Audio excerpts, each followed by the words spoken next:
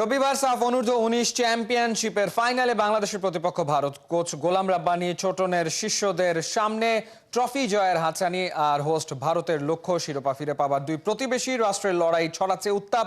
Pre match কনফারেন্সে দুই দলের কোচ ও অধিনায়কের স্বপ্ন ইতিহাস গড়ার। অরুণাচলের গোল্ডেন জুবলি স্টেডিয়ামে ম্যাচ শুরু সন্ধ্যা 7:30টায়। মেহেদী নাইমের রিপোর্ট।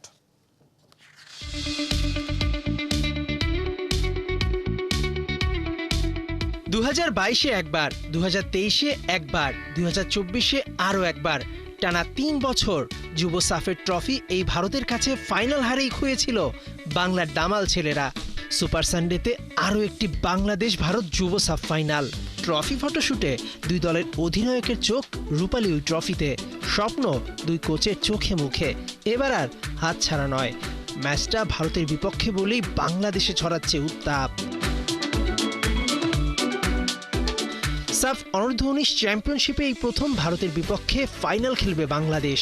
গোলাম রব্বানী ছোটনের ক্লাসে ফাইনাল এক্সামের আগে ভীষণ মনোযোগী শিষ্যরা। ফয়সাল, মোর্শেদ, কাদিররা টুর্নামেন্টে 3 ম্যাচে গোল করেছে 7টা, বিপরীতে গোল হজম করেছে 3টা। ভারতের মাটিতে ভারত শক্তিশালী দল, স্কোরিং সমস্যা কাটাতে না পারলে ফাইনাল জয় কঠিন হবে। প্রি ম্যাচ কনফারেন্সে সেটা ইঙ্গিত দিলেন বাংলাদেশ অধিনায়ক ও কোচ। যেহেতু ফাইনালে ইন্ডিয়া, তো সেক্ষেত্রে একটু অন্যরকম বিষয়টা। তবে ইন্ডিয়া ভালো টিম, এটা আমরা সবসময় রেসপেক্ট করি। ফাইনাল সবসময় একটু এক্সাইটমেন্ট কাজ করে। দুইটা টিমের জন্য একটু ডিফিকাল্ট, কারণ ওরা আমাদের সাথে খেলে নেই, আমরাও খেলি নাই। তো আমাদের ছেলেরা এই টুর্নামেন্টের প্রত্যেকটা ম্যাচেই আপনার ভালো ফুটবল খেলেছে এবং তারা এই টুর্নামেন্টে অনেক কিছুই শিখতে পেরেছে। এখন তারা অনেকটা আত্মবিশ্বাসী এবং তারা ফাইনালের জন্য পুরোপুরিভাবেই প্রস্তুত। 2023 সালে সবশেষ এই আসরে চ্যাম্পিয়ন হয়েছিল ভারত। ডিফেন্ডিং চ্যাম্পিয়নরা 3 ম্যাচে গোল করেছে 15টা, মানে প্রতি ম্যাচে গড়ে 5 গোল।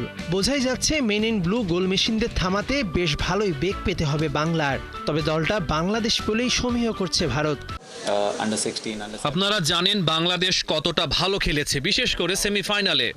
তাদের প্রতি সম্মান আছে আমাদের এবং আমরা নিজেদের প্রস্তুত করেছি ফাইনালের জন্য। ফাইনালে আমরা সর্বোচ্চটা দিয়ে চেষ্টা করতে চাই। নতুন এই বাংলাদেশ হারার আগে হাঁটতে জানে না, দিল্লি না ঢাকা প্রশ্নে বজ্রকণ্ঠে উত্তর দিতে জানে।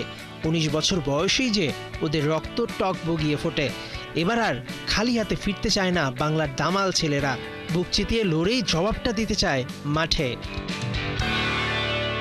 মেহেদী নাইম, 71।